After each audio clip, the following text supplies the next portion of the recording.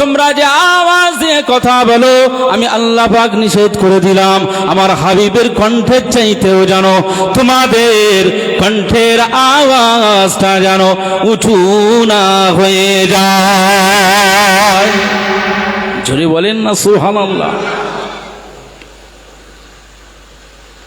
মুসলমান ছেলেরা, এ নবীর উম্মত উম্মতিরা, আজ আমরা বিভিন্ন সমস্যার সম্মুখীন হলে মনটা খারাপ হয়ে যায়, মনটা বেজার হয়ে যায়, মনটা অশান্ত হয়ে যায়।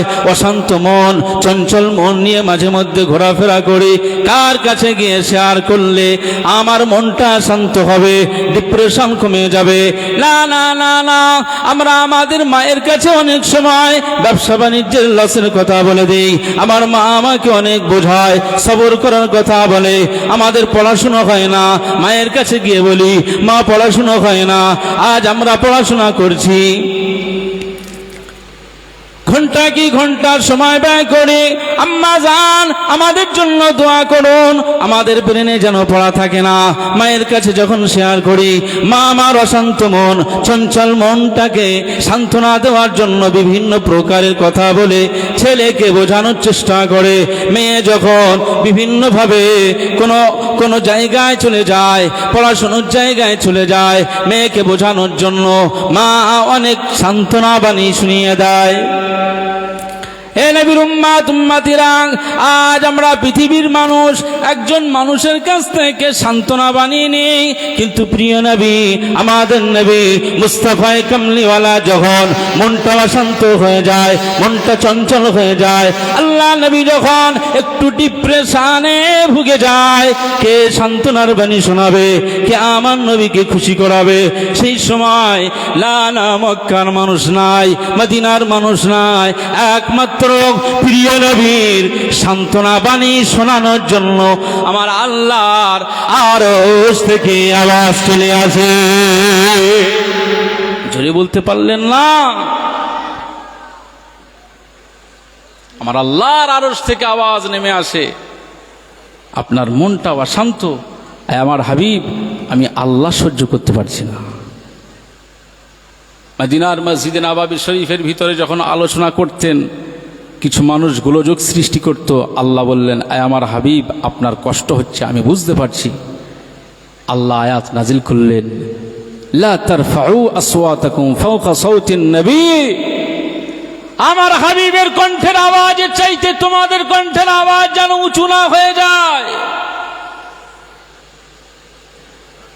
আমার হাবিবের কণ্ঠের আওয়াজের চাইতেও যদি তোমাদের কণ্ঠের আওয়াজ যদি উঁচু হয়ে যায়, তো আমি আল্লাহ বলছি ঈমান থেকে কাটা যাবে, মুসলমান থেকে কাটা যাবে, মুসলমান থাকতে পারবে না। সাবধান, আমার হাবিবের দরবার হচ্ছে শানওয়ালা দরবার, খুব সাবধানতা অবলম্বন করতে হবে। আজও সেই রাসূলুল্লাহর দরবারে যে জায়গাটা রওজা, রওজার উপরটাতে এই আয়াতে কারিমা রেখা আছে, এই জায়গায় এজন্য পুলিশ প্রশাসন, সেখানে আমরা যারা যাই, অসংখ্য মানুষ যাতে সেখানে জোরে জোরে কথা না বলে, গোলযোগ সৃষ্টি না করে, সেজন্য ওই আয়াতটা দিয়ে আমাদের সাবধান বাণী দেওয়া হয়েছে। আমরা যেন রওজা আকদাসের কাছে গিয়ে আমরা যেন কোনো প্রকারের উচ্চ আওয়াজে কথা না বাড়াই। সেখানে আমরা যখন যাব, আমাদের কণ্ঠ থেকে মধ্যম সুরে এভাবে সালাম, আসসালাতু আসসালামু আলাইকা ইয়া রাসূলুল্লাহ, আসসালাতু আসসালামু আলাইকা ইয়া হাবিবাল্লাহ, আসসালাতু আসসালামু আলাইকা ইয়া সাইয়্যিদাল মুরসালিন, আসসালাতু আসসালামু আলাইকা ইয়া শাফিআল মুযনিবিন, আসসালাতু আসসালামু আলাইকা ইয়া নবিয়াল্লাহ, আসসালাতু আসসালামু আলাইকা ইয়া ইমামাল মুরসালিন। এভাবে আমরা সালাম প্রদান করি। আমি আব্দুল মুনাইম আপনাদেরকে বলছি, এই রওজা আকদাসের কিনারায় একদিন যাবেন। অর্থ রয়েছে, আল্লাহ দিয়েছেন, আপনার নেতার কাছে গিয়ে একটু দাঁড়াবেন, আপনার জানটা ঠান্ডা হয়ে যাবে, মনটা ভারাক্রান্ত হয়ে যাবে, আপনার হৃদয়ের প্রশান্তি নেমে আসবে। আমি যখন ঢুকছি, আমার যেটা ফিল হয়েছে, আমি যেন মনে হচ্ছে আমি জান্নাতে আমার নেতার কাছে ঢুকে পড়েছি। একবার জোরে বলুন সুবহানাল্লাহ। এই সেই দরবার। মুসলমান ছেলেরা, এ নবীর উম্মত উম্মতিরা, কোন দরবারে আব্দুল মুনাইম ঢুকেছে? যে দরবারে আল্লাহর ফেরেশতা জিবরিল আমিন আলাইহিস সালাম নাজিল হতো, যে দরবারে আল্লাহর ফেরেশতারা নাজিল হয়ে যেত। আমার আল্লাহ পাকের ফেরেশতা জিবরিল আমিন আলাইহিস সালাম প্রত্যেক নবীদের কাছে এসেছেন। 1,24,000 ইখতিলাফ, 2,24,000 পয়গম্বররা এসেছেন। এ নবীর উম্মত উম্মতিরা, কিতাবের ভিতরে এসেছে অসংখ্য নবী পয়গম্বররা পৃথিবীর জমিনে ছিল, তাদের কাছে আল্লাহর পক্ষ থেকে ফেরেশতা জিবরিল আমিন আলাইহিস সালাম নেমে এসেছে। কারো কাছে একবার, কারো কাছে 5 বার, কারো কাছে 10 বার, কারো কাছে 6 বার, কারো কাছে 20 বার। এভাবে প্রত্যেক নবীদের কাছে আল্লাহর ফেরেশতা জিবরিল আমিন আলাইহিস সালাম নেমেছেন। না না না না, আল্লাহ পাক তার হাবিব নবীকে কি ইজ্জত দিয়েছে, তার হাবিব নবীকে কি মর্যাদা দিয়েছে। আল্লাহ পাক তার হাবিবের কাছে ফেরেশতা জিবরিল আমিনকে 24,000 বার পাঠিয়েছে। জোরে বলেন না সুবহানাল্লাহ। 24,000 বার। যে দরবারে ফেরেশতা জিবরিল নামতো, আপনারা জানবেন আল্লাহ নবীর একজন সাহাবী ছিলেন হযরতে দাহিয়া কলবি রাদিয়াল্লাহু আনহু।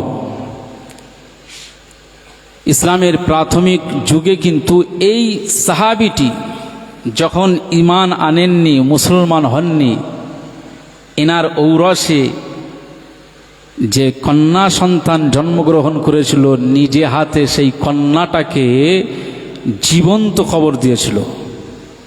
কথা বুঝতে পারছেন?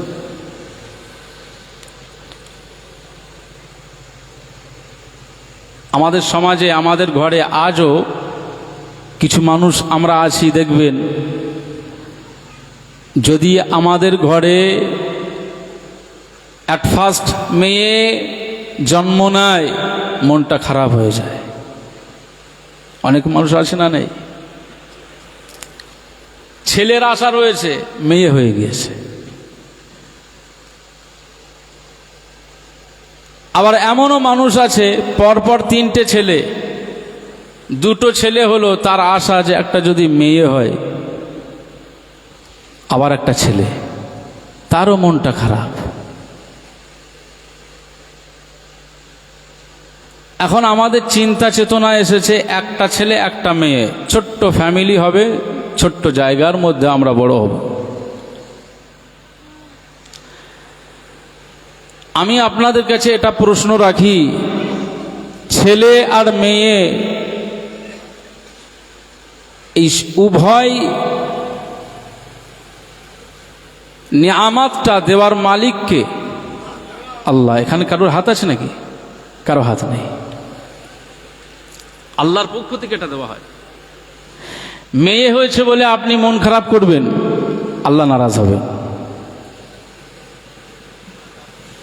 এই মেয়েদের সম্মান আর ইজ্জত বাড়ানোর জন্য কামলিওয়ালা, মদিনাওয়ালা মক্কার জমিনে সংগ্রাম করেছিল। এবং সংগ্রামটা কিভাবে করেছিল? আমরা দেখি এলাকায় ক্লাব রয়েছে, আমাদের ক্লাব আছে, সংগঠন আছে, আছে না নেই? আমাদের ক্লাবগুলো দিয়ে কি হয়? ক্লাবে বড় এলসিডি থাকবে, ক্যারাম বোর্ড থাকবে, সিগারেটের প্যাকেট বোঝাই থাকবে। আমাদের ক্লাবের সোশ্যাল কাজ হচ্ছে বছরে ওয়ার্ল্ড কাপ, বিশ্বকাপগুলো আসবে, আমরা তার মধ্যে সময় ব্যয় করে সিগারেটের ধোঁয়া উড়িয়ে দিয়ে মেসি মেসি করে চিল্লে বাড়ি আসি, এক ফোঁটা সওয়াব হয় না। ক্লাবের কাজ তো ছিল রসুলের হিলফুল ফুজুল সংগঠন, নারী জাতিকে প্রোটেক্ট দেওয়া। তৎকালীন সময়ে যে নারী জাতির প্রতি মানুষের বিদ্বেষ ছিল, একটা ঘরে একটা বাচ্চা জন্মগ্রহণ করত, সে যদি ছেলে হয় তো বাঁচা গেল, মেয়ে হলে সমাজের কাছে সে সবচাইতে কুলাঙ্গার হলো, সমাজের কাছে সে সবচাইতে ন্যাক্কারজনক ব্যক্তি হলো। যে ঘরে মেয়ে জন্মাচ্ছে সমাজ তাকে নিত না, সমাজ তাকে এক ঘরে করে দিত। এই মেয়ে সন্তান জন্মের কারণে তাকে এক ঘরে করে দেওয়াটা আমার নবীর পছন্দ হয়নি। একবার জোরে বলুন সুবহানাল্লাহ। হিলফুল ফুজুল সংগঠনের সমস্ত মেম্বারদের নিয়ে, সাহাবীদের নিয়ে তিনি সংগ্রাম করলেন। মা বোনেদের ইজ্জত দিতে হবে, দিতে হবে, দিতে হবে। মক্কার জমিনে তিনি যে সংগ্রাম করেছিলেন, আর এই মক্কার জমিনের এই সংগ্রামটা আল্লাহর দরবারে পছন্দ, আবু জেহেলের কাছে পছন্দ নয়। রাসূলুল্লাহর এই সংগ্রামে আল্লাহর পক্ষ থেকে সাহায্য নেমে আসছে, তবে সেটা একদিনে নয়, সময় লেগেছে। রাসূল সবরের পরিচয় দিয়েছে। আমরা তো সবর করা শিখিনি, রাসূলের থেকে সবর শিখতে হবে। এমনকি মক্কা থেকে রাসূলকে তাড়িয়ে দেওয়া হয়েছে। হিলফুল ফুজুল সংগঠনের সংগ্রাম তাদের কাছে পছন্দ হয়নি। তারা রাসূলুল্লাহর উপরে অকথ্য অত্যাচার, তার সাহাবীদের উপরে, সেই সংগঠনের মেম্বারদের উপরে যে অত্যাচারের স্টিম রোলার চালিয়েছে, রাসূলুল্লাহকে 622 খ্রিস্টাব্দে মক্কার জমিন থেকে হিজরত করে মদিনাতে চলে যেতে হচ্ছে। মাতৃভূমি ছেড়ে যাওয়াটা কষ্টের না আনন্দের? কষ্টের না? রাসূল যখন যাচ্ছেন রাতের বেলায়, পিছন ফিরে তাকাচ্ছেন মায়ের জন্মভূমি। আমরা ওই দেখেছি হারাম শরীফের পাশেই রাসূলুল্লাহর জন্মভূমি। আমি সেখানে গিয়ে দাঁড়িয়ে দেখছিলাম, কারণ আম্মাজানা আমিনা রাদিয়াল্লাহু আনহা বলছেন যে আমার ছেলে যখন জন্ম নিল, আমি আমেনায় ঝুপড়ি ঘর থেকে দেখছি যে এখান থেকে শাম দেশের রাজা বাদশাদের প্রাসাদগুলো আমার ছেলের নূরের তাজাল্লিতে, তাদের প্রাসাদের মিনারগুলো আমি আমেনা নিজে চোখে দেখতে পাচ্ছিলাম। একবার জোরে বলুন সুবহানাল্লাহ। তো আমরা সেখানে গিয়ে দেখছিলাম যে সেই শাম দেশে এখনো নূর চমকাচ্ছে কিনা, আমি একটু করছিলাম। তো রাসূলুল্লাহর জন্মের জায়গায় গেলে একটা আলাদা জাজবা বাড়ে। তো আমি যে কথা বলছিলাম, রাসূলুল্লাহ মক্কা ত্যাগ করতে হয়েছিল। মক্কা যখন ত্যাগ করছেন, মক্কা থেকে যখন তিনি হিজরত করছেন, পিছন দিকে মাতৃভূমির দিকে বারে বারে তাকাচ্ছেন আর চোখ দিয়ে পানি ঝরছেন। আল্লাহ পাক বলছেন, হাবিব, আপনি মক্কার জন্য, আপনার মাতৃভূমির জন্য আপনার কষ্ট হয়, আমি আল্লাহ বলছি আপনার সংগ্রামের বিজয় একদিন হবে। আপনি আপাতত মদিনা শরীফে যান। মদিনার মানুষদের মনটাকে এমন আমি আল্লাহ কোমল করে দিয়েছি, তারা আপনাকে পেয়ে আনন্দে মশগুল হয়ে যাবে। একবার জোরে বলুন সুবহানাল্লাহ। সিদ্দিক আকবর হযরত আবু বকর সিদ্দিক রাদিয়াল্লাহু আনহুকে নিয়ে মদিনা শরীফে চলে গিয়েছিলেন। তো মেয়েদের ইজ্জত, এই সম্মান আর মর্যাদা দেওয়ার জন্য রাসূলুল্লাহকেও মক্কা ছাড়তে হয়েছিল। তার সংগ্রাম ভাঙার জন্য কুফফার কুরাইশদের অকথ্য অত্যাচার ছিল। তো হযরতে দাহিয়া কালবি রাদিয়াল্লাহু আনহুর কথা বলছিলাম, সেই সময় তিনি তার মেয়েকে জীবন্ত কবর দিয়েছিল। মুসলমান ছেলেরা, এ নবীর উম্মত উম্মতিরা, আল্লাহ নবী সাহাবী হযরত দাহিয়া কালবি রাদিয়াল্লাহু তাআলা আনহু যখন ইসলাম কবুল করলেন, ইসলাম কবুল করার পরে তিনি বদরের ময়দানে যুক্ত হয়েছিল, উহুদের ময়দানেও যুক্ত হয়েছিল, এই সমস্ত জিহাদে অংশগ্রহণ করেছিল। হযরত দাহিয়া কালবি রাদিয়াল্লাহু আনহুর মাজার শরীফটা দামেস্কে রয়েছে।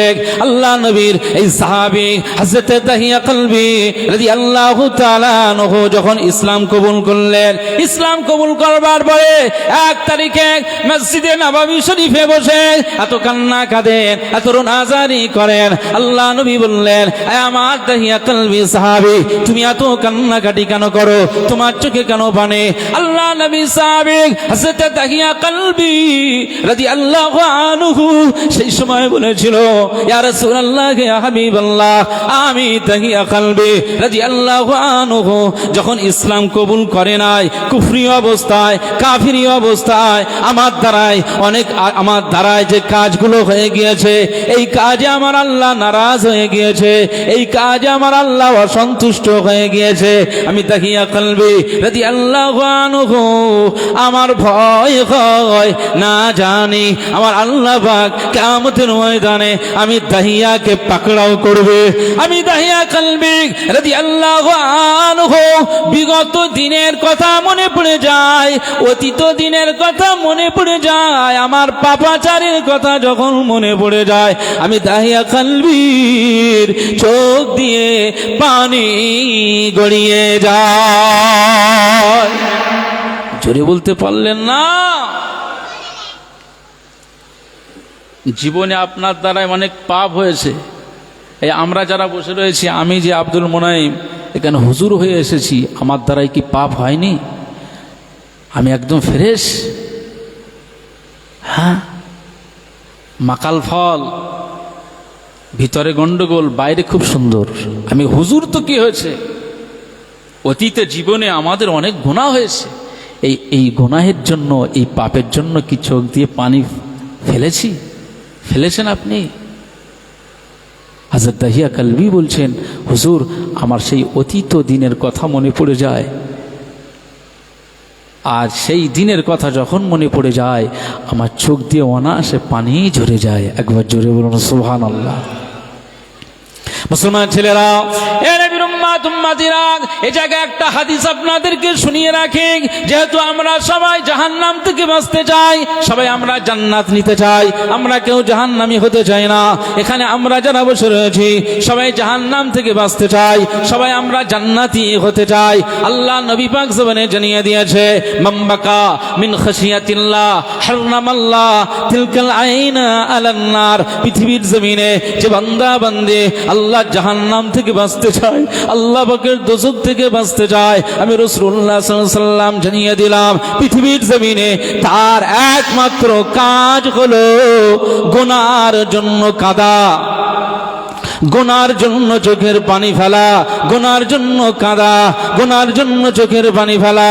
গুনার জন্য যে ব্যক্তি বেশি বেশি রোনাজারি করে, আল্লাহ পাকের কাছে গুনাহ মাফ চায়, রোনাজারি করে যে বান্দা বান্দি আমার আল্লাহ পাকের কাছ থেকে জাহান্নাম থেকে মুক্তি পেতে চায়, আমি রাসূলুল্লাহ সাল্লাল্লাহু আলাইহি ওয়াসাল্লাম জানিয়ে দিলাম আমার আল্লাহ পাকের যে সমস্ত বান্দা বান্দিদের চোখের কোণ দিয়ে পানি গড়িয়ে যায়, যে চোখের কোণ দিয়ে পানির ফোঁটা জমিনে পড়ে যায়, আমি রাসূলুল্লাহ সাল্লাল্লাহু আলাইহি ওয়াসাল্লাম জানিয়ে দিলাম মাম্বাকা মিন খাশিয়াতিল্লাহ, যার আল্লাহর ভয়ে চোখ দিয়ে পানি গড়িয়ে যায়, জমিনে পড়ে যায়, আমি রাসূলুল্লাহ সাল্লাল্লাহু আলাইহি ওয়াসাল্লাম জানিয়ে দিলাম চোখের পানি জমিনে পড়বার সাথে সাথে আমার আল্লাহ তার জন্য জাহান্নামের আগুনটাকে আমার আল্লাহ হারাম করে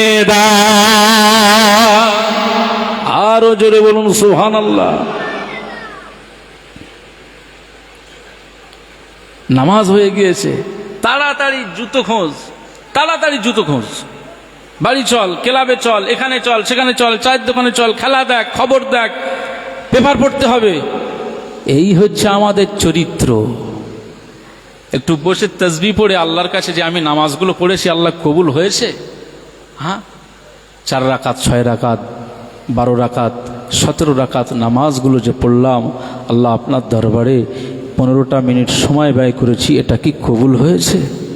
এই নামাজের মাধ্যম দিয়ে কয়েক ঘন্টা যে আমি নামাজে ছিলাম না, ইবাদতে যুক্ত ছিলাম না, দুনিয়াবি কাজে ছিলাম, এই কয়েক ঘন্টা দুনিয়াবি কাজে থাকার কারণে আমার যা গুনাহ হয়েছে আল্লাহ এই নামাজের বিনিময়ে কি মাফ হয়েছে? একটু কাঁদা, একটু দোয়া চাওয়া, এটা ভালো না খারাপ? কান্না গেল কোথায়? মুসলমান ছেলেরা, হে নবীর উম্মত উম্মতিরা, আমার আল্লাহ পাক বান্দাদের লক্ষ্য করে বলেন, তোরা নিরাশ হয়ে যাস না, আমি আল্লাহর রহমত অনেক, তোরা নিরাশ হয়ে যাস না। অনেক বড় পাপ করেছিস, অনেক পাপ করে ফেলেছিস, তোদের পাপটা সমুদ্রের ফানার মতো হয়ে গিয়েছে, তাও টেনশন নিস না, চিন্তা করিস না। আমি আল্লাহ জানিয়ে দিলাম তোদের গুনাহটা এত বেশি হয়ে গিয়েছে, পাহাড়ের মতো হয়ে গেল। আমি আল্লাহ পাক বলি চিন্তা করিস না, তোরা টেনশন করিস না। আমি আল্লাহ পাক জানিয়ে দিলাম তোদের গুনাহ হতে তোদের গুনাহ হয়ে হয়ে তোরা এত গুনাহ করেছিস, তোদের গুনাহটা আমার প্রথম আসমান পর্যন্ত থেকে গিয়েছে, চিন্তা করিস না।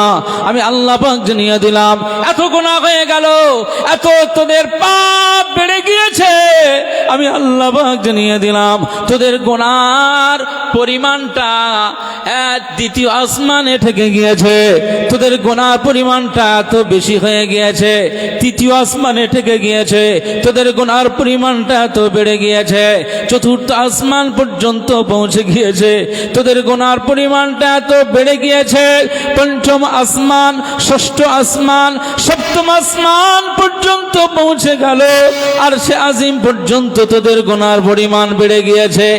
এরপরেও আমি আল্লাহ পাক জানিয়ে দিলাম, লা তাকনাতু মির রাহমাতিল্লাহ ইন্নাল্লাহা ইয়াগফিরুয যুনুবা জামিআ ইন্নাহু হুয়াল গফুরুর রহিম। আমি আল্লাহ পাক জানিয়ে দিলাম, আমার বান্দারে, আমার বান্দিরে, আমি আল্লাহ পাক জানিয়ে দিলাম, এরপরেও তোরা চিন্তা করিস না, আমার রহমত থেকে নিরাশ হয়ে যাস না।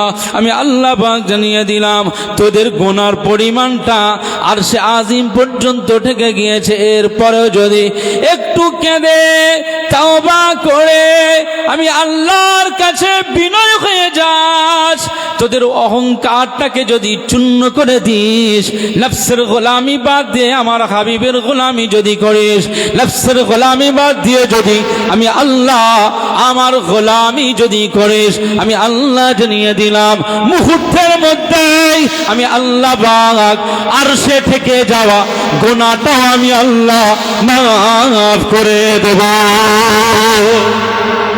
জোরে বলতে পারলেন না? নারাই তাকবীর।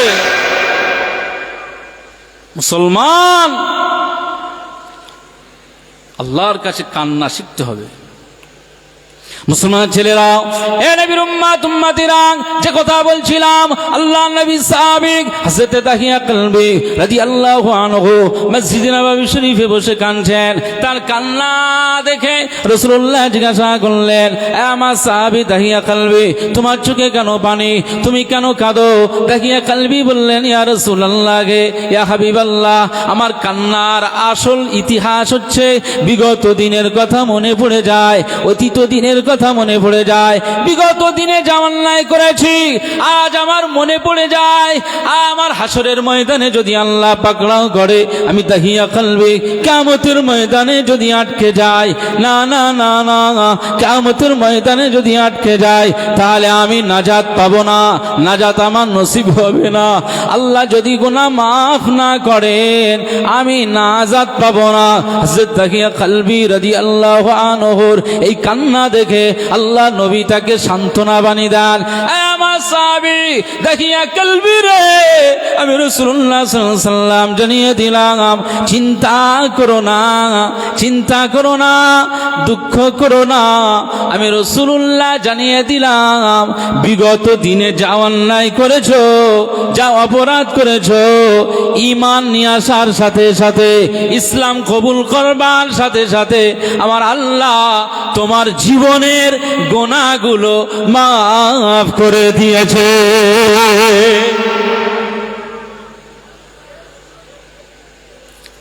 রাসূলুল্লাহ সাল্লাল্লাহু আলাইহি ওয়াসাল্লাম যখন এই কথাটা বলেছেন, হযরতে দাহিয়া কলবি রাদিয়াল্লাহু আনহুর হাসিটা তো একটা আনন্দের কথা শুনেছেন, মনে একটু হাসি বা উচ্ছ্বাস বা আনন্দ হবে না। রাসূল এই কথাটা যেই বলেছেন, তখন তার কান্নার মাত্রাটা আরো বেড়ে গিয়েছে। একবার জোরে বলুন সুবহানাল্লাহ। কান্নার মাত্রাটা আরো বেড়ে গিয়েছে। রাসূলুল্লাহ বলছেন, আয় দাহিয়া কলবি, তোমাকে তো আল্লাহ বলেছেন ঈমান নিয়ে আসার পরে তোমার অতীতের সব গুনাহ মাফ, আবার কান্না কিসের? হযরত দাহিয়া কলবি বলছেন, ইয়া রাসূলুল্লাহ, ইয়া হাবিবাল্লাহ, হুজুর আমি যে অপরাধটা করেছি, হয়তো আমার সব গুনাহ মাফ হবে, আমার বিগত দিনের সব অপরাধ মাফ হবে, 100% আপনি বলেছেন ক্ষমা হবে, আমি বিশ্বাস করলাম। তবে একটা কাজ আমার এখনো দাগা দেয়, একটা কাজ আমাকে এখনো খসখসানি দেয়। আমার মনে হয় এই একটা কাজের জন্য আমার আল্লাহর দরবারে পাকড়াও হতে হবে। কি কাজ? আল্লাহ নবী জিজ্ঞাসা করছেন, আয় দাহিয়া কলবি, কি করেছো? মা তাফআল, তুমি কি করলে? হযরত দাহিয়া কলবি রাদিয়াল্লাহু আনহু বলছেন, ইয়া রাসূলুল্লাহ, ইয়া হাবিবাল্লাহ, হুজুর, মক্কার জমিনটা এমন এক পরিবেশ ছিল, সেখানে মেয়ে হওয়াটা মানুষের কাছে অলক্ষণে ছিলাম। মেয়ে হওয়াটা, সেই ব্যক্তিটা মানুষের কাছে অলক্ষণ, সমাজের কাছে সে অনেক মন্দ। তো আমি একটা সফরে যাচ্ছিলাম, সফরে যাওয়ার সময় আমার বিবি গর্ভবতী ছিল, প্রেগন্যান্ট। আমার বিবিকে একটা সাবধান বাণী দিয়েছিলাম যে আমি এই ট্যুরে যাচ্ছি, আমি এই সফরে বের হলাম, এর ভিতরে যদি তোমার গর্ভপাত হয়, তোমার গর্ভ থেকে যে সন্তান দুনিয়াতে আসবে, যদি ছেলে হয় তো ভালো, রেখে দেবে, মেয়ে হলে জীবন্ত তাকে মেরে দেবে। কথা শুনছেন আপনারা? এই পিছনের ভাইরা বুঝতে পারছেন? এই পিছনের ভাইরা শুনতে পাচ্ছেন? হ্যাঁ, কি বলছেন? তো হুজুর পাকের আলোচনা হচ্ছে তো, হ্যাঁ, আলোচনা বুঝতে পারছেন তো? হুজুর পাকের নিয়েই তো আলোচনা হচ্ছে। হুজুরের সঙ্গে সাহাবী, সাহাবী ছাড়া হুজুরের আলোচনা কি করে হবে? আর সাহাবীদের আলোচনা করতে গেলে হুজুর ছাড়া আলোচনা করবেন কি করে? একটু মোহাব্বতের সঙ্গে দরুদ শরীফ, আল্লাহুম্মা সাল্লি আলা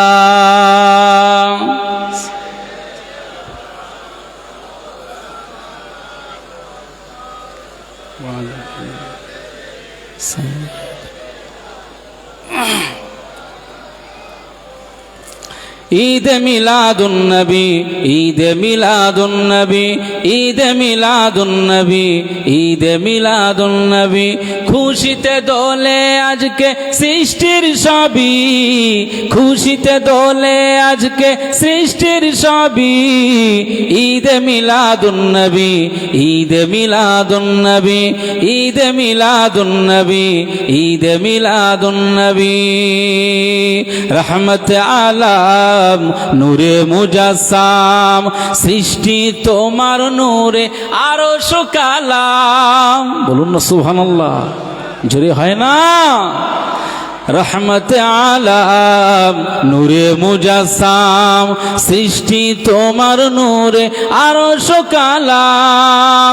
ধরার বুকে এলে ও গরবি, ধরার বুকে এলে ও গরবি।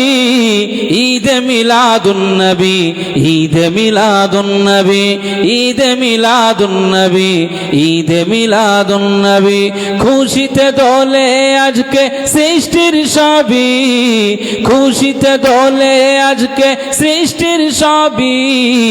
ঈদ মিলাদুন নবী, ঈদ মিলাদুন নবী, ঈদ মিলাদুন নবী, ঈদ মিলাদুন নবী।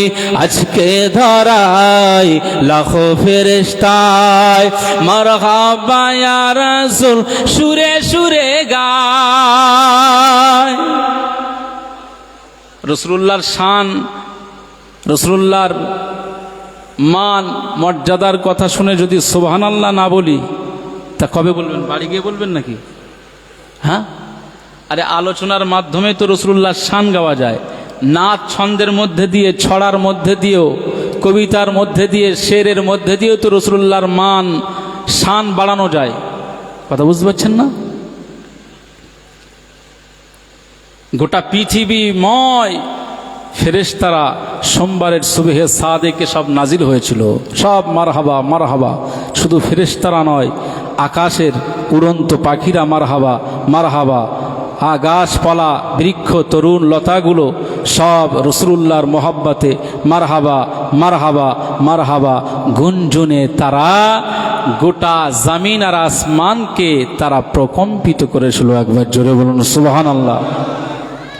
আজকে ধরায় লাখো ফেরেশতায় মারহাবা ইয়া রাসূল সুরে সুরে গায়। আজকে ধরায় লাখো ফেরেশতায় মারহাবা ইয়া রাসূল সুরে সুরে গায়।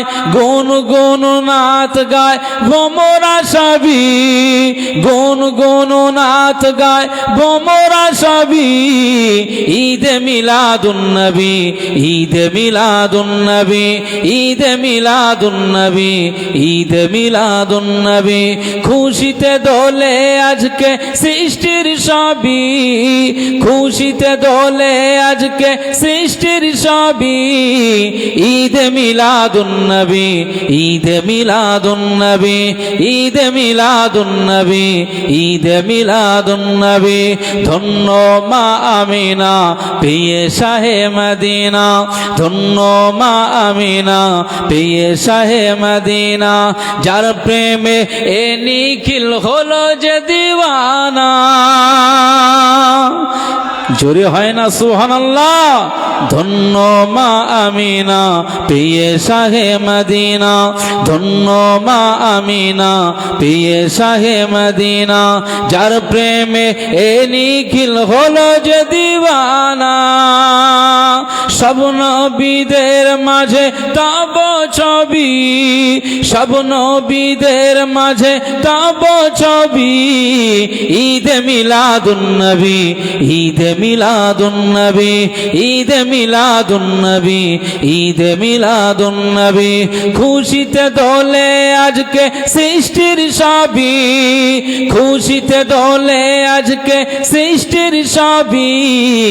ঈদে মিলাদুন নবী, ঈদে মিলাদুন নবী, ঈদে মিলাদুন নবী, ঈদে মিলাদুন নবী। আল্লাহুম্মা সাল্লি আলা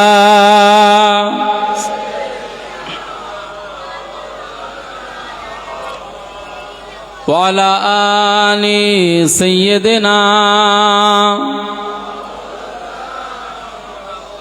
আমার দিনদার ইমানদার ভাইরা, নেককার আল্লাহওয়ালা বাবাজিরা, আমার মুরব্বী চাচাজিরা, আল্লাহ এবং তার রসুলকে মোহাব্বত করুন। আদর্শটাকে নিয়ে নিজের জীবনে বাস্তবায়ন করুন। জীবন স্টাইলটাকে পাল্টে ফেলুন, মদিনাওয়ালার রঙে রঙিন করে ফেলুন। তাহলে আপনি কবরে, হাসরে, মিজানে, পুলসিরাতে সব জায়গায় নাজাত পাবেন। কিয়ামতের ময়দানে আপনার হাবিবের দলভুক্ত হতে পারবেন, হাবিবের সাহাবীদের কাতারে আপনি শামিল হতে পারবেন। একবার জোরে বলুন সুবহানাল্লাহ। আদর্শটা বড় জিনিস। আদর্শ, রাসূলুল্লাহর আদর্শটাকে আমাদের বাস্তবায়ন করতে হবে। মুসলমান ছেলেরা, হে নবীর উম্মত উম্মতিরা, যে কথা বলছিলাম, হযরত দাহিয়া কলবি রাদিয়াল্লাহু আনহু রাসূলুল্লাহ সাল্লাল্লাহু আলাইহি সাল্লামকে বলতে লাগলেন, ইয়া রাসূলুল্লাহ, ইয়া হাবিবাল্লাহ, আমি একটা কাজের জন্য আমার মনটা আজও ডুকরে কাঁদে, আমার মনটা আজও কাঁদে। আমার মনে হয় যেন কিয়ামতের ময়দানে সব আমল, সব গুনাহ মাফ হবে, কিন্তু এই একটা গুনার জন্য আমি আল্লাহ পাকের দরবারে পাকড়াও হয়ে যাব। হযরত দাহিয়া কলবি রাদিয়াল্লাহু আনহু সেই সময় কেঁদে কেঁদে কেঁদে কেঁদে বলেছিলেন, ইয়া রাসূলুল্লাহ, ইয়া হাবিবাল্লাহ, আমার বিবি যখন প্রেগন্যান্ট ছিল, গর্ভবতী ছিল, আমি সেই সময় সফরে চলে গিয়েছিলাম। আজ যাওয়ার সময় আমার বিবিকে লক্ষ্য করে বলেছিলাম, এ বিবি রে, যখন গর্ভপাত হবে, যখন তোমার প্রসব হবে, তোমার গর্ভে থেকে যে বাচ্চাটা নাজিল হবে, যে বাচ্চাটা দুনিয়াতে আসবে, যদি ছেলে হয় তো তাকে দুনিয়াতে রেখে দেবে, আর যদি মেয়ে হয়ে যায়, আমি তোমার স্বামী দাহিয়া বলে গেলাম, মেয়ের মুখ যেন আমি না দেখি। তোমার গর্ভে থেকে যে বাচ্চাটা হবে, এই বাচ্চাটা যদি ছেলে হয় তো রেখে দেবে, আর যদি মেয়ে হয় কি হবে? আড়াল করে দেবে, জমিনে তাকে দাফন করে দেবে। হযরত দাহিয়া কলবি রাদিয়াল্লাহু আনহু তার বিবিকে বলেছিলেন, কিন্তু বিবি এই আমলটা শোনেনি, কারণ যে বাচ্চাটা হয়েছিল একটা মেয়ে সুন্দরী ফুটফুটে, এবং মেয়েটার নাম রেখেছিল জামিলা। জামিলা অর্থ হচ্ছে সুন্দরী। একবার জোরে বলুন সুবহানাল্লাহ। দাহিয়া কালবি রাদিয়াল্লাহু আনহু সফর থেকে বার হলেন, সফর থেকে বাড়িতে আসলেন, এসে দেখছেন বারান্দায় একটা মেয়ে। হযরত দাহিয়া কালবি রাদিয়াল্লাহু আনহু মেয়ে দেখে অবাক। হ্যাঁ, সন্দেহ হচ্ছে যে মেয়েটা কি আমার নাকি। স্ত্রীকে জিজ্ঞাসা করে, বিবি মেয়েটা কার বারান্দায়? নিজের বিবি তার স্বামীকে বললেন, আপনি শান্ত হন, আপনার কথা মোতাবেক আমি কাজ করতাম, কিন্তু আপনার এই ছোট্ট মেয়েটার দিকে তাকান। আপনার হৃদয়ে, আপনার কলিজায় যদি মায়া আসে তো আপনার মেয়েটার দিকে তাকান। মেয়েটাকে যদি আপনি জীবন্ত রেখে দেন, এর জন্য আপনি কল্যাণকামী হবেন। মেয়েটা এত সুন্দর, এত রূপসী। না দাহিয়া কালবি নিজের চোখ দিয়ে বারান্দায় বসে থাকা মেয়েটার দিকে তাকালো। দাহিয়া কালবি প্রেমে পড়ে গিয়েছে। হ্যাঁ, ছোট্ট বাচ্চার প্রতি মহব্বত এই পিতা মাতাদের থাকে না, থাকে না? হযরত দাহিয়া কালবি রাদিয়াল্লাহু আনহু বাচ্চার প্রেমে পড়লে কি হবে? সে তো বাজারে বার হবে, সে তো মার্কেটে বার হবে, সে তো সমাজে সেই আবু জাহালদের সাথে তার মিটিং হবে, তাদের কাছে ওঠা বসা করতে হবে, তাদের সামনে তো আমার এই জবাব দিতে হবে। আমি তখন কথাটা লুকাবো কি করে? দাহিয়া কালবি ডিপ্রেশনে ভুগছেন, মানসিক যন্ত্রণায় ভুগছেন। একদিন তিনি রাতের বেলায় সংকল্প করলেন, সকাল হবে তো মেয়েকে নিয়ে আমি চলে যাব। সকাল হয়ে গেল, তার স্ত্রীকে বললেন, মেয়েটাকে সুন্দর পোশাক পরিয়ে দাও। কোথায় না কোথাও একটা জায়গায় কুটুম বাড়ি নিয়ে যাব। পরিয়ে দিল সুন্দর পোশাক। দাহিয়া কালবি রাদিয়াল্লাহু আনহু ওই জামিলা বাচ্চা মেয়েটাকে সুন্দর পোশাক পরিয়ে নিয়ে চলে গেলেন পাহাড়ের নির্জন জায়গায়। গর্ত খুঁড়ছেন, আর এই বাচ্চা মেয়েটা বাপের দিকে তাকায়। বাচ্চাটা বাপের দিকে তাকায়। ফাঁকা ময়দানে, যারা সৌদিতে গিয়েছেন নিশ্চয়ই জানবেন, পাহাড়ি এলাকা, চতুর্দিকে শুধু পাহাড় আর পাহাড় দিয়ে ঘেরা গোটা সৌদি। যারা গিয়েছেন এখানে নিশ্চয়ই আপনারা আছেন, দেখেছেন নিজের চোখে। আমাদের মতো এত সমতল নয় তো, পাহাড়ি এলাকায় মরুভূমি, এবং সেখানে তাপমাত্রাটা অনেক বেশি। আপনি সাদা মানুষ সেখানে গিয়ে ঘুরবেন দিনের বেলায়, আপনার চেহারাটা কালো হয়ে যাবে।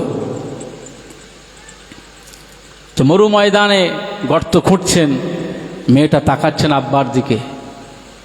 আব্বা কোনো প্রকারে তার মেয়ের দিকে এহসান করে না, দয়া দেখায় না। যখন গর্ত খোঁড়া হয়ে গেল, মেয়েটাকে গর্তের ভিতরে দিলেন। বাচ্চা মেয়ে চিল্লাচ্ছে, আর চতুর্দিক থেকে পাথরগুলো ওই মেয়েটার ঘাড়ের উপরে পড়ছে, মাথার উপরে পড়ছে, মুখের উপরে পড়ছে, রক্ত ফিনকি দিয়ে বার হয়। দাহিয়া কালবির অন্তরে দয়া আসে না। মেয়ে হয়েছে মানে আমার মতো কপাল মন্দ আর কেউ নেই। বাচ্চা মেয়ের রক্ত ছিটকে নিজের কপালে লাগে, তথাপিও দয়া হয় না। এই জীবন্ত মেয়ে জীবন্ত দাফন করেছে, জীবন্ত কবরে পুঁতে দিয়েছে, পাথর চাপা দিয়েছে। হযরত দাহিয়া কালবি রাদিয়াল্লাহু আনহু মসজিদে নববী শরীফের ভিতরে বলছেন, ইয়া রাসূলুল্লাহ, ইয়া হাবিবাল্লাহ, আমার চোখে পানি, যে এই কাজটা আমার দ্বারাই যে ন্যাক্কারজনক কাজ হয়েছে, আজও আমার মনে হচ্ছে আমার মেয়েটা আমাকে আজও আব্বু বলে ডাকছে, আজও আমাকে ডাকছে। আস্তে আস্তে বার করে,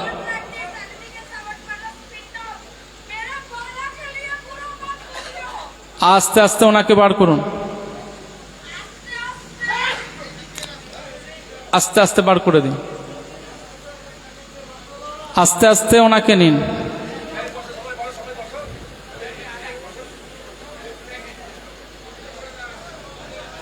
আমার ভাইরা,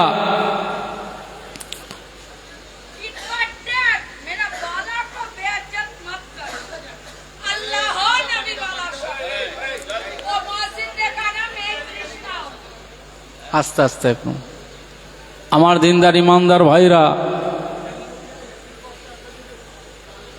আল্লাহ রসুল সাল্লাল্লাহু আলাইহি ওয়াসাল্লাম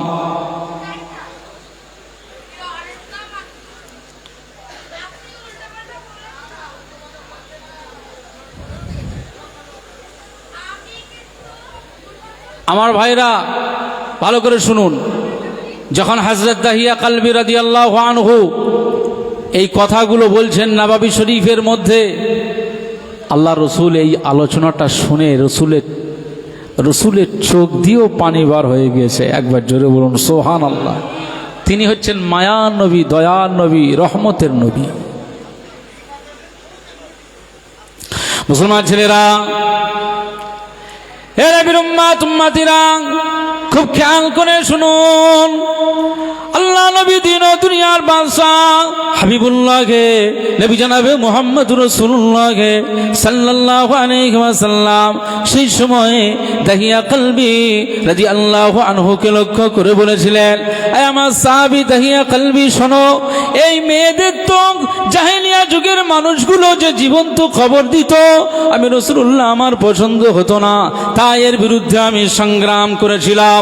আমাকে মক্কা থেকে আজ এই মদিনাতে চলে আসতে হয়েছে। ও বাবা দাহিয়া কলবি রাদিয়াল্লাহু আনহু, আজ তোমার নিজের ভুলটা বুঝে গিয়েছো, ইসলাম কবুল করে নিয়েছো, আমি নবীকে নবী বলে মেনে নিয়েছো, আমি রাসূলুল্লাহ সাল্লাল্লাহু আলাইহি ওয়াসাল্লাম জানিয়ে দিলাম, এই দাহিয়া কলবি, না না না, ওটা তোমার কুফরি অবস্থায় ছিল, ওটা মুশরিক অবস্থায় ছিল, ওটা কাফেরি হালাতে ছিল। আমি রাসূলুল্লাহ সাল্লাল্লাহু আলাইহি ওয়াসাল্লাম জানিয়ে দিলাম, আজ যে অবস্থায় তুমি রয়েছো, তুমি একজন মুসলমান, তুমি একজন ইমানদার, তুমি একজন নবীর সাহাবী। ও দাহিয়া কলবি রাদিয়াল্লাহু আনহু, আমি রাসূলুল্লাহ সাল্লাল্লাহু আলাইহি ওয়াসাল্লাম জানিয়ে দিলাম, আজ আমার আল্লাহ তোমার যে দরজা দিয়ে দিয়েছে, যে মাকাম দিয়েছে, ওই জীবনের ওই কাজটাও আমার আল্লাহ ক্ষমা করে দিয়েছে।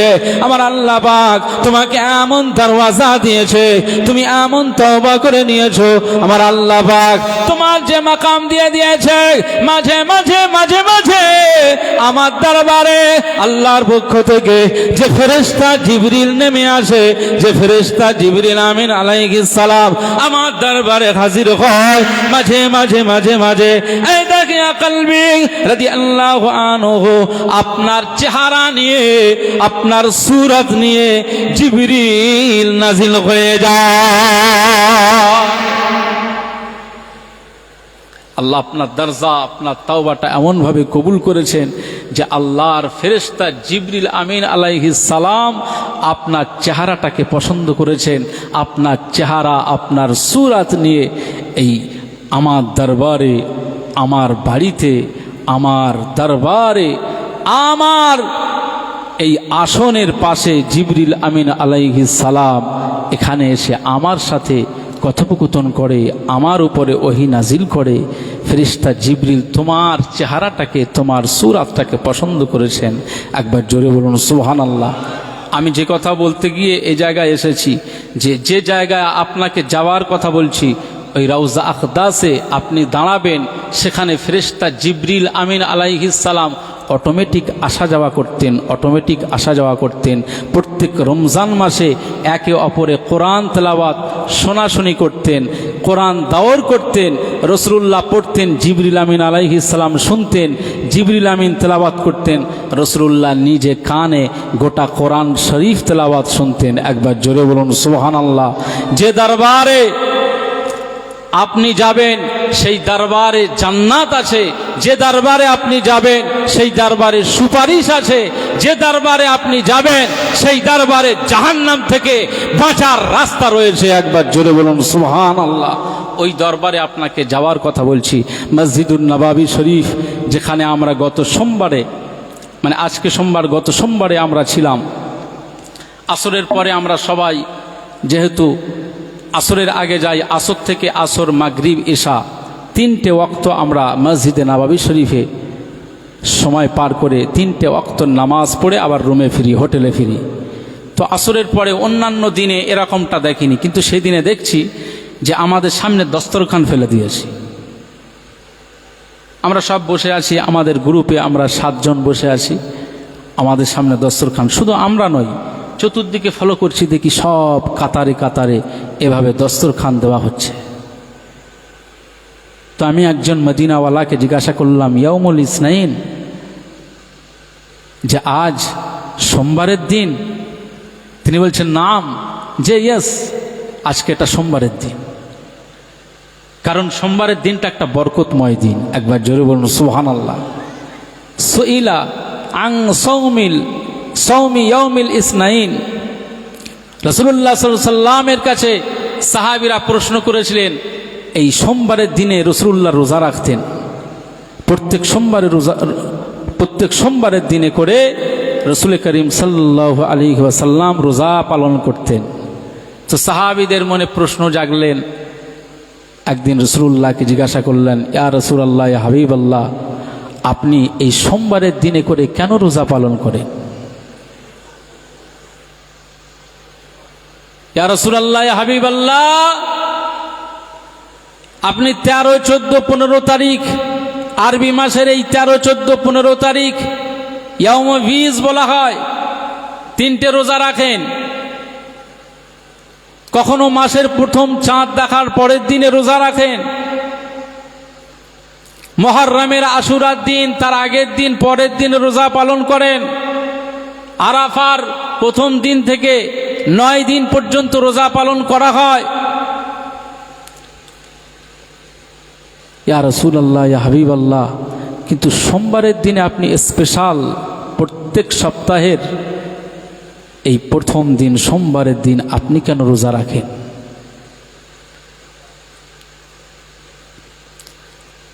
ফাকালা যালিকা ইয়াউমুন উলিদতু ফীহি, রাসূল পাক সাল্লাল্লাহু আলাইহি ওয়াসাল্লাম সেই সময় জবাব দিলেন, এ আমার সাহাবীরা, আমি রাসূলুল্লাহ সাল্লাল্লাহু আলাইহি ওয়াসাল্লাম জানিয়ে দিলাম, আমি সোমবারের দিনে রোজা রাখি। এর কারণটা হলো এই সোমবারের দিন, এই দিনে আমি রাসূলুল্লাহ উলিদতু, আমি আমার বার্থডে, জন্মদিন রোজা পালন করে আদায় করি। একবার জোরে বলুন সুবহানাল্লাহ। এটা আমার জন্মদিন, আমার মিলাদের দিন, এটা আমার বার্থডে, আমি রোজা রাখি। আজও 1500 বছর পরে মসজিদে নববী শরীফে এই আমলটা এখনও জারি আছে। মদিনাওয়ালারাও রোজা পালন করেন, বহু হাজিরা রোজা পালন করেন সোমবারের দিনে। সেখানে দেখি স্পেশালভাবে সব মুসল্লি রোজাদারদের জন্য দেখি ইফতারির ব্যবস্থা মসজিদে নববী শরীফে। আমাদের মসজিদে 200, 500, 600 এক জামাতে কাতারে মানুষ জড়ো হয়। একটা জামাতে 600 মানুষ হয়তো জামাতে হাজির হয়, কিন্তু মসজিদে নববী শরীফে এক জামাতে 10 লক্ষ মানুষ জামাতে নামাজ আদায় করে। একবার জোরে বলুন সুবহান। এতগুলো মানুষের ইফতারি কোথা থেকে যে চলে আসে, আলহামদুলিল্লাহ। তাহলে রাসূলুল্লাহ রোজা রেখে নিজের জন্মদিবস পালন করেছে। আজকে আমরা এই মিলাদুন্নবী পালন করছি সেই রাসূলুল্লাহর মহাব্বতে, রাসূলুল্লাহর আলোচনা করে, রাসূলুল্লাহর শান মান ইজ্জতের কথা বলে। তাহলে আমাদের রাসূলের প্রতি এই যে ভালোবাসা আমার আল্লাহর দরবারে পছন্দ হবে না হবে না? কোনটা পছন্দ হবে?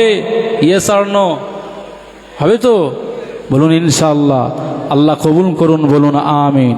মুসলমানের ছেলেরা, এ নবীর উম্মত উম্মতিরা, আল্লাহ পাক তার হাবিব সম্পর্কে বলেছেন, আমার হাবিবকে তোমরা সাধারণ মানুষের মতো মানুষ মনে করো না, তোমাদের মতো তোমরা তোমাদের মতো মানুষ মনে করো না। আমি আল্লাহ পাক আমার হাবিবকে স্পেশাল একটা মহামানব হিসাবে তোমাদের জন্য পৃথিবীতে নিয়ামত দান করে দিয়েছি। আল্লাহ পাক তার হাবিব সম্পর্কে জানিয়ে দেন, ওয়া ইন্নাকা লাআলা খুলুকিন আযীম। এই আয়াতে কারিমা আপনাদের খিদমতে পেশ করেছে।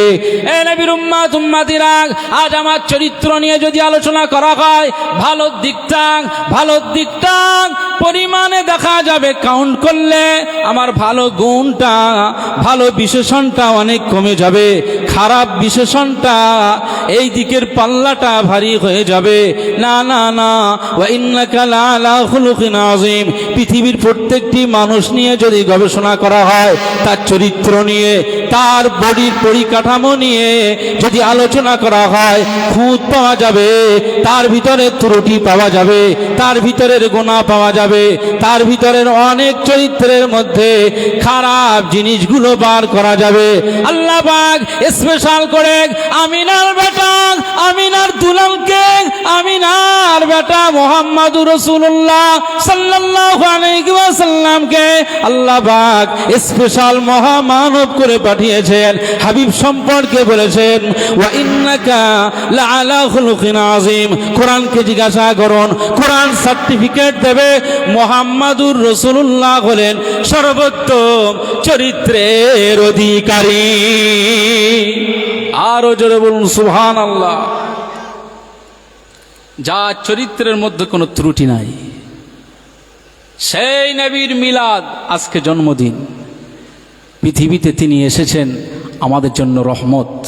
আমরা দিশা পেয়েছি, আমরা নাজাতের রাহবার খুঁজে পেয়েছি, শাফাতের ইমাম পেয়েছি।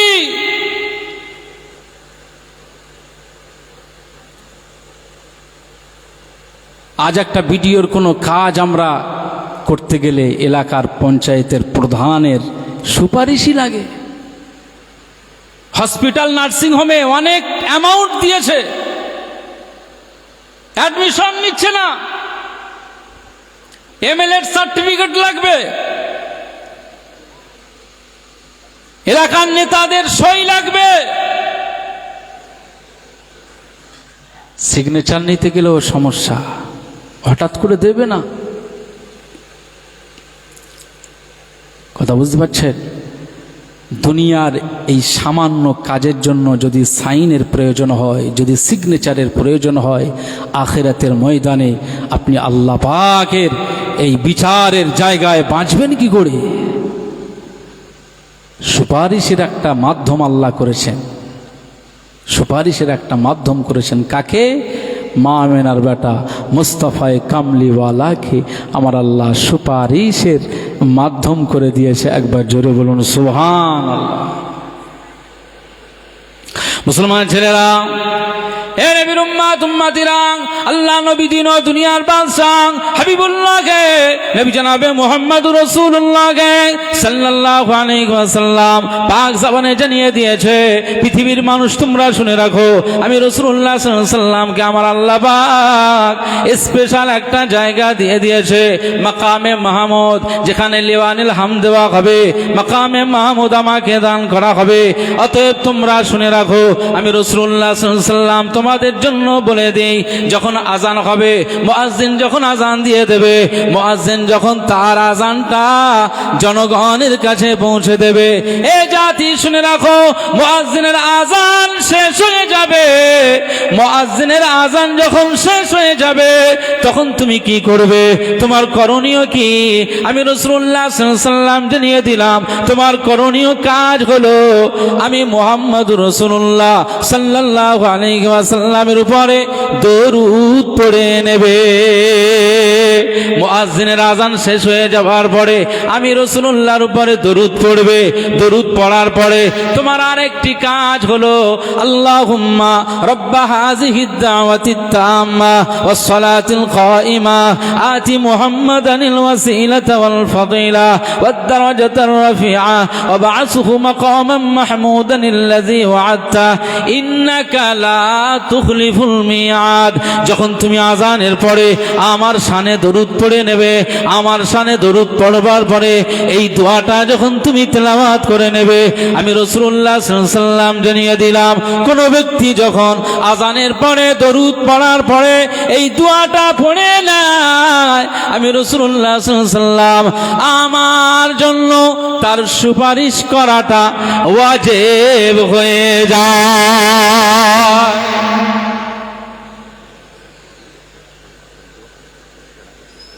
আচ্ছা ঠিক আছে ইনশাআল্লাহ। আমার দিনদার ইমানদার ভাইরা, রাসূলুল্লাহর শানে দরুদ পড়তে হবে কখন? কখন? আযানের পরে। আযানের পরে দরুদ, দরুদ পড়বার পরে কি একটা দোয়া, আল্লাহুম্মা রাব্বা হাযিহিদ দাওয়াতিত তাম্মা। পূর্ণ সালাতের যে আহ্বান করা হয়েছে, আল্লাহ আমি আপনার কাছে প্রার্থনা করছি, ওয়াস সালাতিল কাইমা, যে সালাত আপনি প্রতিষ্ঠিত করেছেন, আতি মুহাম্মাদানিল ওয়াসিলা ওয়াল ফাদিলা, আল্লাহ আমার মুহাম্মদ সাল্লাল্লাহু আলাইহি সাল্লামকে আপনি ওসিলা হিসাবে কবুল করুন এবং তাকে আরো উচ্চ মর্যাদা আপনি দান করুন। একবার জোরে বলুন সুবহানাল্লাহ। আবআসহু মাকামান মাহমুদানিল্লাযী ওয়া'আদতা, আপনি তাকে মাকামে মাহমুদের স্থান দান করে দিন।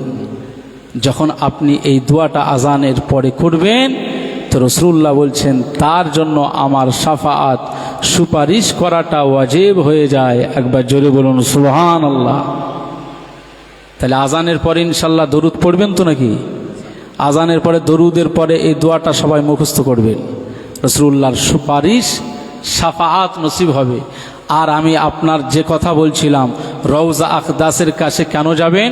রাসূলুল্লাহ বলেছেন, মান যারা কবরি ওয়াজাবাত লাহু শাফাআতি, যে উম্মাত পৃথিবীর কোনায় থেকে আমার কাছে জড়ো হয়, আজ এই ঘোলা গ্রাম থেকে যদি কোনো উম্মাত রাসূলুল্লাহর রওজা আকদাসে গিয়ে দাঁড়িয়ে যদি সালাম জানায়, আসসালাতু আসসালামু আলাইকা ইয়া রাসূলুল্লাহ, আসসালাতু আসসালামু আলাইকা ইয়া হাবিবাল্লাহ, এভাবে কোনো উম্মাত যদি রাসূলুল্লাহর রওজা আকদাসের কিনারায় গিয়ে দাঁড়িয়ে সালাম জানিয়ে দেয়, রাসূলুল্লাহ সাল্লাল্লাহু আলাইহি ওয়াসাল্লাম বলেছেন, আমার সাহাবীরা, আমি রাসূলুল্লাহ সাল্লাল্লাহু আলাইহি ওয়াসাল্লাম জানিয়ে দিলাম, মান যারা কবরি ওয়াজাবাত লাহু শাফাআতি, আমার রওজা আকদাসের কিনারায় যখন কেউ এসে দাঁড়িয়ে সালাম জানায়, আমি রাসূলুল্লাহ সাল্লাল্লাহু আলাইহি ওয়াসাল্লাম জানিয়ে দিলাম, কিয়ামতের ময়দানে মাহশারের দিনে ওই উম্মতের জন্য আমার সুপারিশ ওয়াজিব হয়ে যায়। আল্লাহ আপনাদের সবাইকে একবার রওজা আকদাসের কিনারায় গিয়ে দাঁড়িয়ে জিয়ারাত, সালাম, দরুদ পাঠানোর আল্লাহ তৌফিক দান করুন। বলুন সকলে আল্লাহুম্মা আমিন। বলুন সকলে আল্লাহুম্মা আমিন। দরুদ শরীফ, আল্লাহুম্মা সাল্লি আলা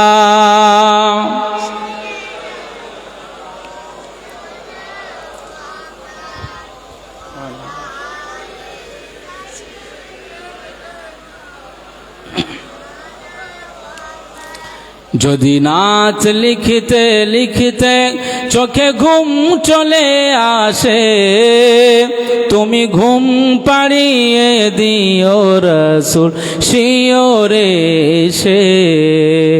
যদি নাচ শুনতে শুনতে চোখে ঘুম চলে আসে, তুমি দেখা দিও রাসূল আমার স্বপনে এসে। আমি শব্দ গাথি গানে তোমার ভাবনায়, কত সুর মেখে যে তারে মনের মতো সাজাই। আমি শব্দ গাথি গানে তোমার ভাবনায়, কত সুর মেখে যে তারে মনের মতো সাজাই।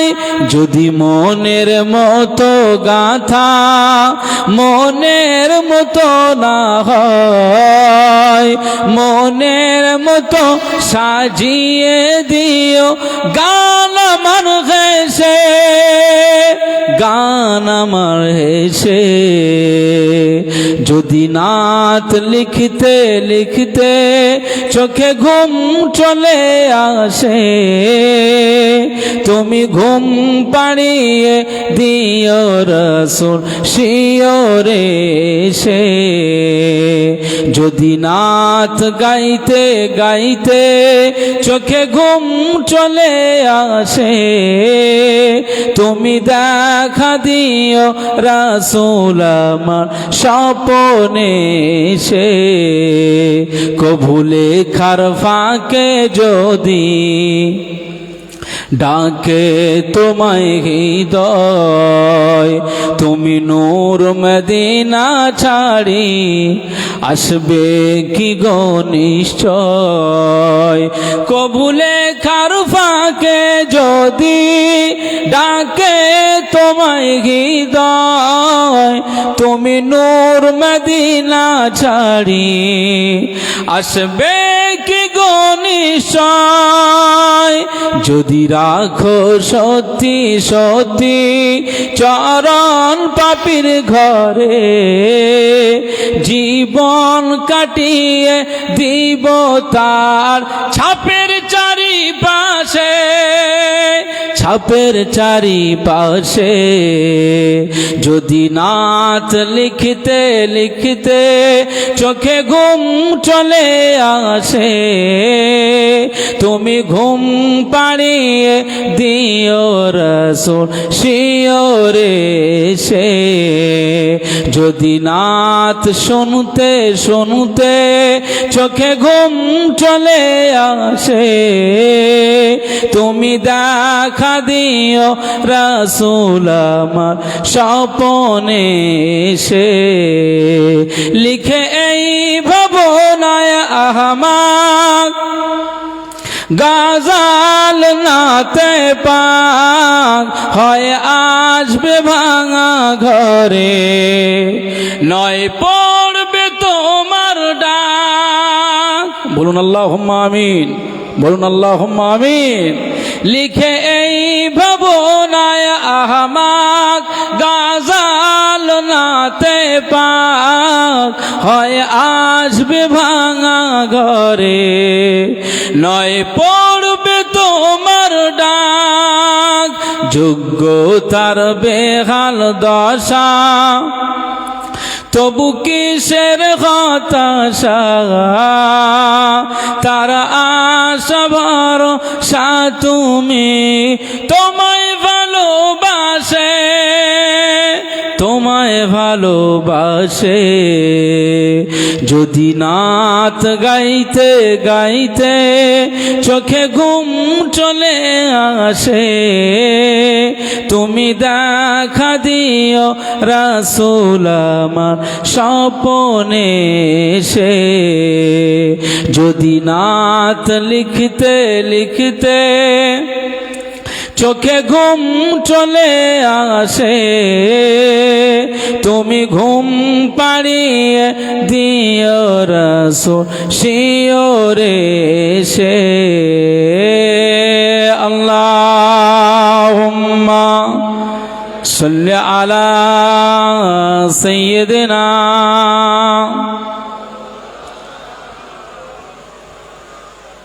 ওয়ালা আলি সাইয়্যিদিনা।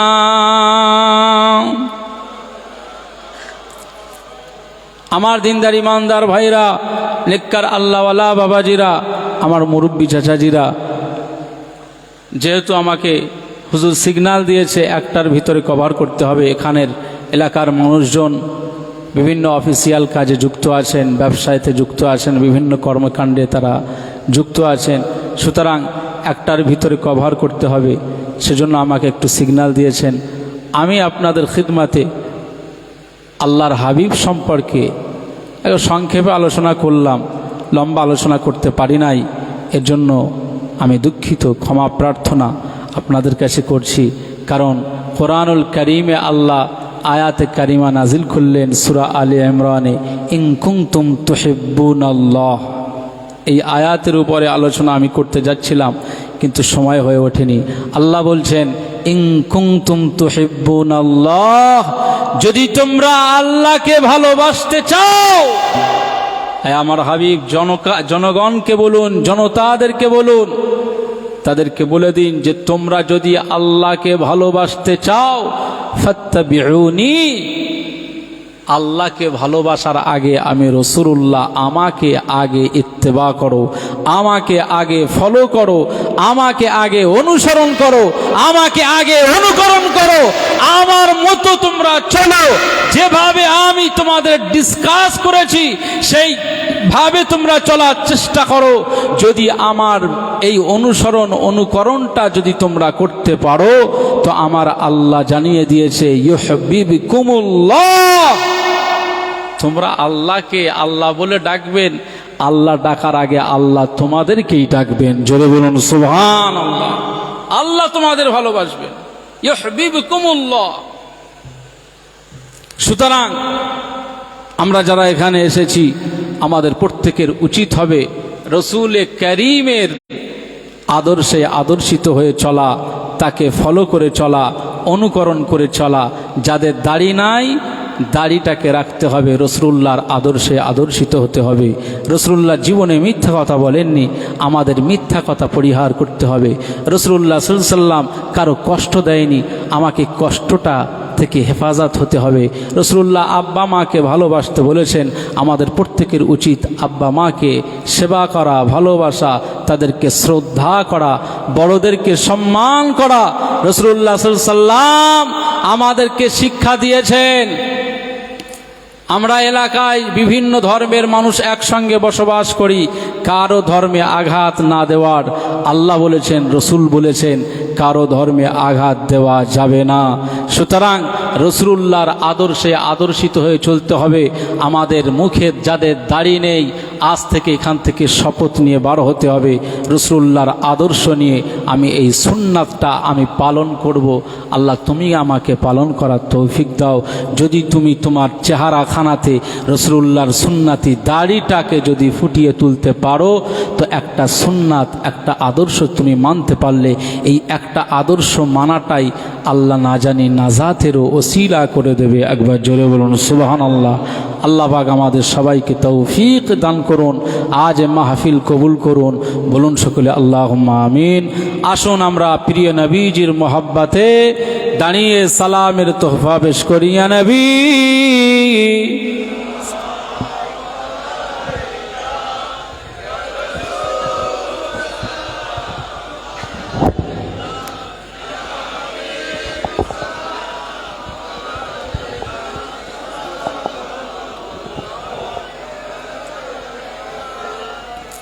طلع البدر علينا من ثنيات الوداع وجب الشكر علينا ما دعا لله داعي يا نبي سلام يا رسول سلام يا حبيب سلام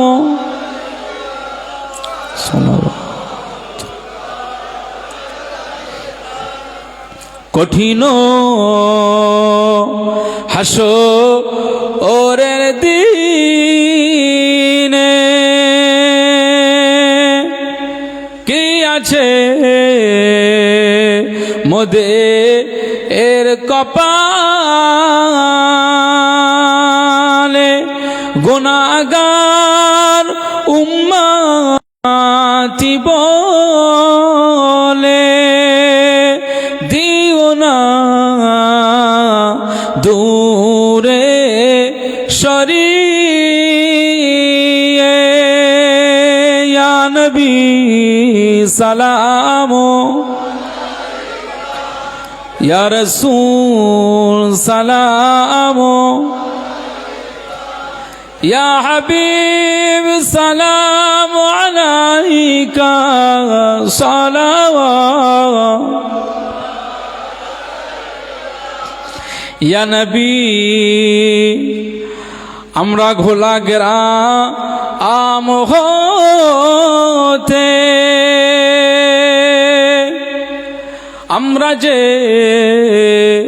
সবাই একসাথে পাঠালাম সালামের নজরানা, কবুল করো হে শাহে এ মদিনা, ইয়া নবী সালাম, ইয়া রাসূল সালাম,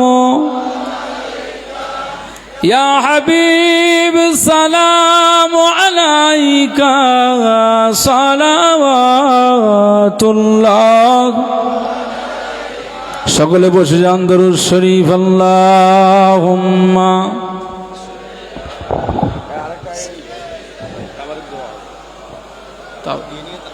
আচ্ছা আচ্ছা,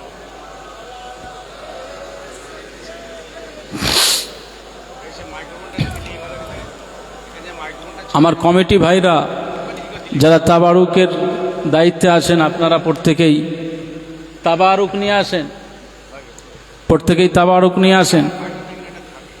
তাবারুকটা সবাইকে দিয়ে দেন, সবাইকে তাবারুকটা দিয়ে দেন, দোয়া হবে। দরুদ শরীফ আল্লাহুম্মা সাল্লি আলা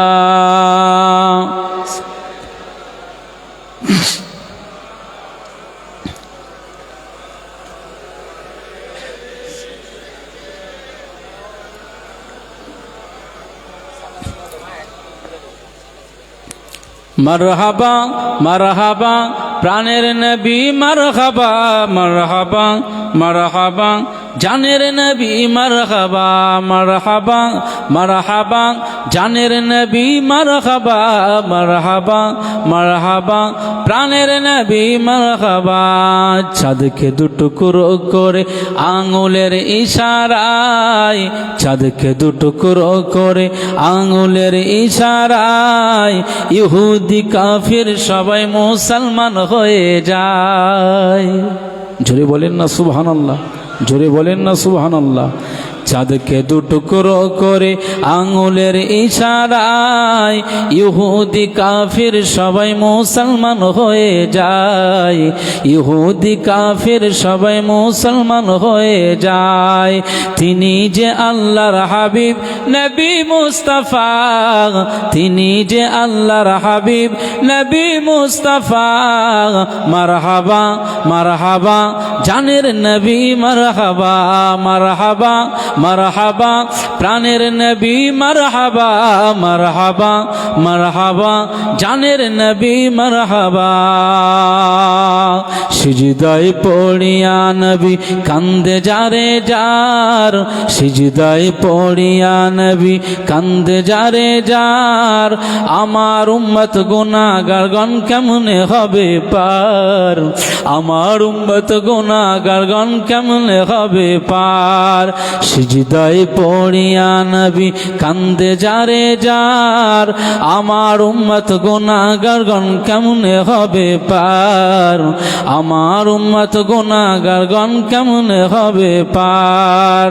দুজাহানের কান্ডারি নবী মুস্তাফা, দুজাহানের কান্ডারি নবী মুস্তাফা, মারহাবা মারহাবা জানের নবী মারহাবা, মারহাবা মারহাবা প্রাণের নবী মারহাবা, মারহাবা মারহাবা জানের নবী মারহাবা।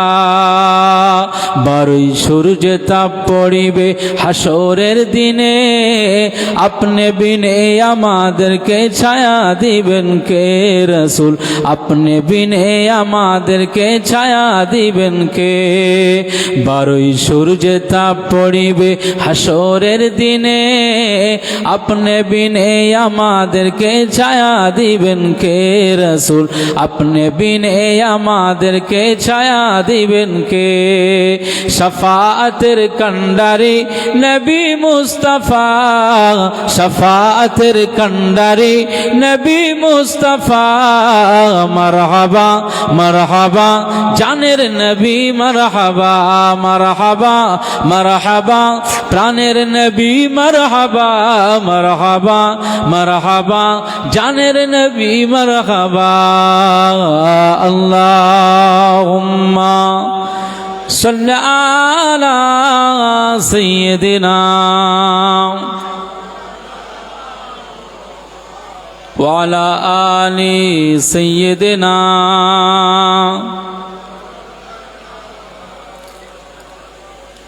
আলহামদুলিল্লাহ, আমাদের মাহফিল সমাপ্তির দিকে এগিয়ে যাচ্ছে। 87 খতম এলাকার আমাদের সম্মানিতা মা এবং বোনেদের পক্ষ থেকে, চাচি মায়েদের পক্ষ থেকে মিলাদুন নবীকে কেন্দ্র করে 87 খতম কোরআন শরীফ তেলাওয়াত হয়েছে। একবার বলুন আলহামদুলিল্লাহ, বলুন আলহামদুলিল্লাহ। আমরা প্রত্যেকেই যেন তেলাওয়াত করি, শুধু মা বোনরা তেলাওয়াত করবে নয়, আমরাও যেন তেলাওয়াত করি। প্রত্যেক দিন 1 পৃষ্ঠা করে হলেও তেলাওয়াত করতে হবে, মসজিদে হোক বাড়ি হোক তেলাওয়াত করবেন। আল্লাহ কবুল করুন।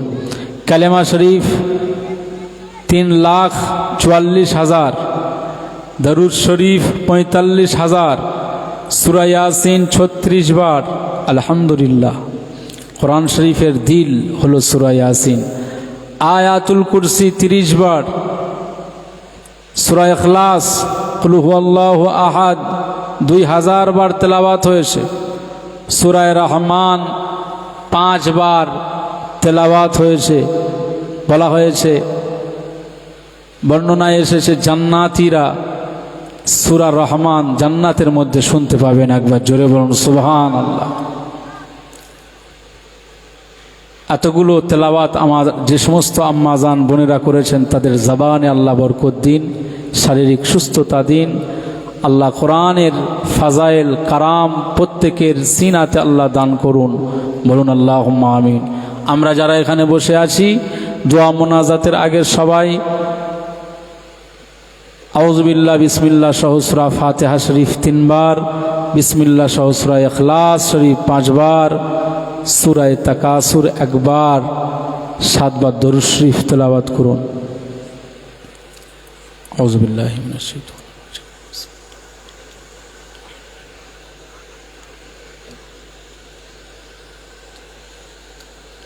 শাইতানির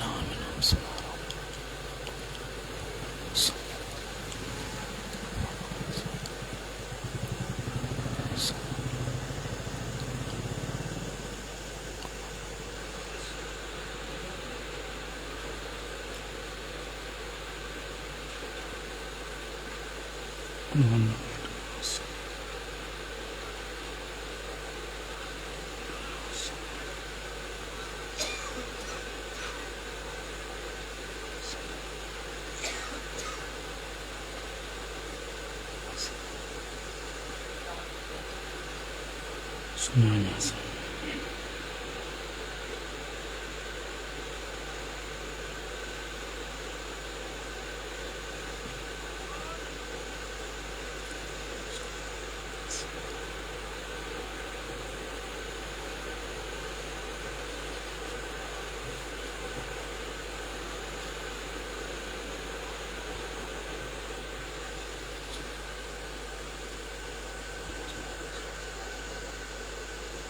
আমরা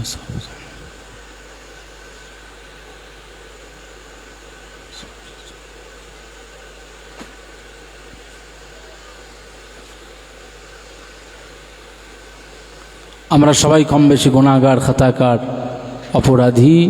মোনাজাতের আগে সম্মিলিতভাবে আমরা একবার তাওবা ইস্তিগফার করে নিই। আমার সাথে আপনারা তেলাওয়াত করুন, আউযু বিল্লাহি মিনাশ শাইতানির রাজীম, বিসমিল্লাহির রহমানির রহিম, আস্তাগফিরুল্লাহ রব্বি মিন কুল্লি যামবিন আযনাবতুহু আমাদা আও খাতাআ সিররা আও আলা নিয়াতাও ওয়া আতুবু ইলাইহি মিনাজ যামবিল্লাযী আ'লামু ওয়া মিনাজ যামবিল্লাযী লা আ'লামু ইন্নাকা আনতা আল্লামুল গুয়ুব ওয়া সাত্তারুল উয়ুব ওয়া গফফারুয যুনুব ওয়া লা হাওলা ওয়া লা কুওয়াতা ইল্লা বিল্লাহিল আলিয়্যিল আযীম। আশহাদু আল্লা ইলাহা ইল্লাল্লাহু ওয়া আশহাদু আন্না মুহাম্মাদান আবদুহু ওয়া রাসূলুহু লা ইলাহা ইল্লাল্লাহু মুহাম্মাদুর রাসূলুল্লাহ সাল্লাল্লাহু আলাইহি ওয়াসাল্লাম। আল্লাহুম্মা আমিন। আলহামদুলিল্লাহি রাব্বিল আলামিন ওয়াল আকিবাতু লিল মুত্তাকিন ওয়াসসালাতু ওয়াসসালামু আলা রাসূলিহিন নাবিয়্যিল কারীম ওয়া আলা আলিহি ওয়া আসহাবিহি ওয়া আজওয়াজিহি ওয়া যুররিয়্যাতিহি ওয়া আহলি বাইতিহি আজমাইন। ربنا ظلمنا أنفسنا وإن لم تغفر لنا وترحمنا لنكونن من الخاسرين. ربنا آتنا في الدنيا حسنة وفي الآخرة حسنة وقنا عذاب النار وأدخلنا الجنة مع الأبرار يا عزيز يا غفار يا رب العالمين. আল্লাহ পাক আজ এই ঘোলা গ্রামে একটা শহরতলির ভিতরে আমার এই সমস্ত মুসলিম জনতাকে নিয়ে, সম্মানিত চাচাজি, যুবক ভাইদের, ছোট ছোট ভাইদের নিয়ে, পর্দার আড়ালে বসে থাকা ধার্মিকা মা এবং বোনেদের নিয়ে, মসজিদের ইমাম সাহেব হুজুরকে সঙ্গে নিয়ে আল্লাহ আপনার শাহী দরবারে তাহাজ্জুদের ওয়াক্তে দুখানা হাত উত্তোলন করেছি। কমিটি সাহেবানদের অনেক প্রচেষ্টা, তাদের অনেক মেহনতে আজ এই সুন্দর মাহফিল, এত সুন্দর সৌন্দর্য তাদের মাধ্যমে হয়েছে। আল্লাহ, এই মাহফিলে আমি গুনাহগার হাজির হয়েছি। এতগুলো জনতাদের নিয়ে শেষ বেলায় দু চার কথা আপনার হাবিব সম্পর্কে আলোচনা করলাম।